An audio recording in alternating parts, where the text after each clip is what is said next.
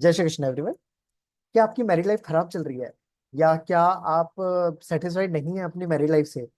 समझ रहे हैं? या जब आपने शादी करी थी तब तो आपका टाइम अच्छा चल रहा था, लेकिन अभी आप दुखी हैं, परेशान हैं अपनी मैरिड लाइफ से। इन सभी टाइप के प्रश्नों को कुंडली में कैसे देखा जाता है, तो आइए आज हम इसी चीज पे बात करते हैं।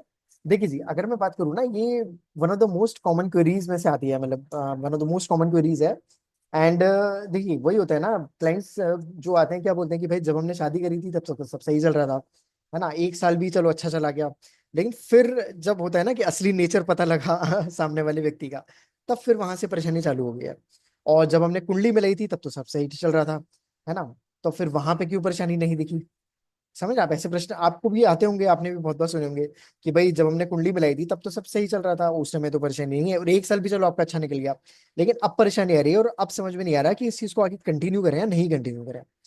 तो इसी चीज पे आज हम बात करते हैं। देखिए जी, सबसे पहली चीज क्या होती है ना, कि आप लोग बहुत बड़ी गलती जो करते हैं ना, वो करते हैं कि भाई आप लोग ना अष्टकूट मिलान करवाते हैं। देखिए, अष्टकूट मिलान करवाया जाता है, लेकिन पूरी पत्रिका मिलान का अगर मैं अष्टकूट मिलान की बात करूं तो ये 10 to 20% वेटेज होता है उसका। आप समझिए, पूरी पत्रिका मिलान एक बहुत बड़ा टॉपिक होता है।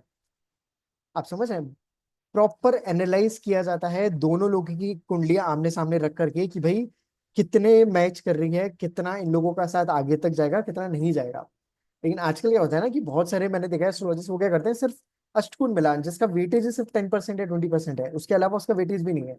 आप सोचिए कि सिर्फ उतना वेटेज को लेके आप पूरी शादी को ही बोल देते हैं कि भाई आपकी अच्छी होगी बुरी होगी। बहुत गलत तरीका होता है, ऐसा नहीं किया जाता, पूरी कुंडली मिलाई जाती है। पहली चीज। अब देखिए, सेकेंडरी चीज हम लोग क्या करते हैं ना, कि भाई क्या आपका रिश्ता है चलेगा या नहीं चलेगा।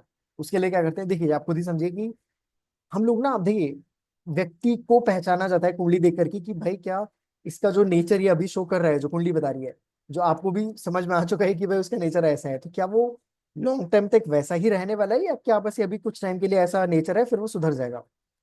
आप समझ रहे हैं? ये कुंडली में देखा जाता है कि भाई आपकी शादी जो है क्या वो कंटिन्यू लॉन्ग टाइम पर कर जाएगी, आपको जितना जल्दी हो सके इस रिलेशन से निकलिए और फिर आगे आगे के लिए जाइए, दूसरी शादी के लिए सोचिए आप समझ रहे हैं? ये सब चीजें निकाली जाती हैं। मतलब इसको ऐसे ही नहीं है कि भाई ऐसे ही आप जाकर के बोल दीजिए कि आप कर लीजिए दूसरी शादी, ऐसे नहीं होता। कई बार ऐसे भी केसेस होते हैं कि भाई आप थोड़ा सा वक्त दीजिए, या आप कुछ कुछ चीजें कर लीजिए उपाय के तौर पे, आपका अपने आप मैरिड लाइफ अच्छी हो जानी चाहिए। वो भी तरीके होते हैं, वो भी बताए जाते हैं उसको।